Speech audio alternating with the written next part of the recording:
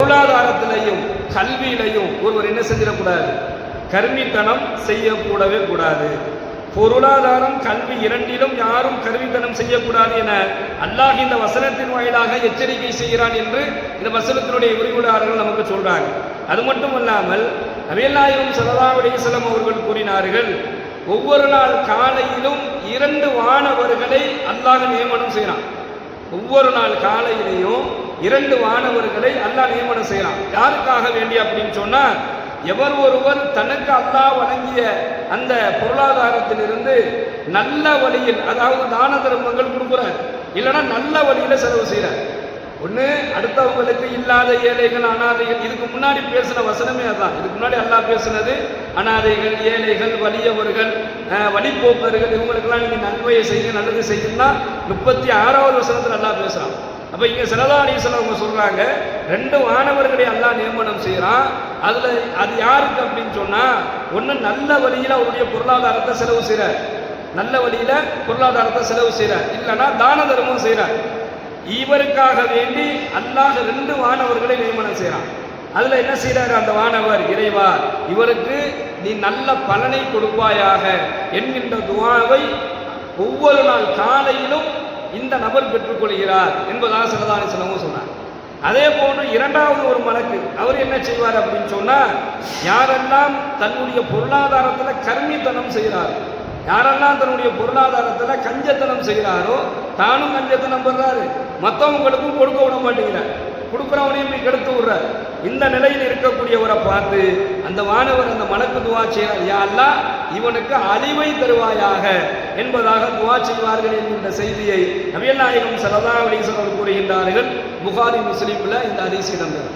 அப்போ ஒவ்வொரு நாள் காலையிலும் துஆவை பெறக்கூடிய ஒரு நிலையில நல்ல வழியில் செலவு செய்யக்கூடிய அந்த பொருளாதாரங்கள் பாதுகாக்குது.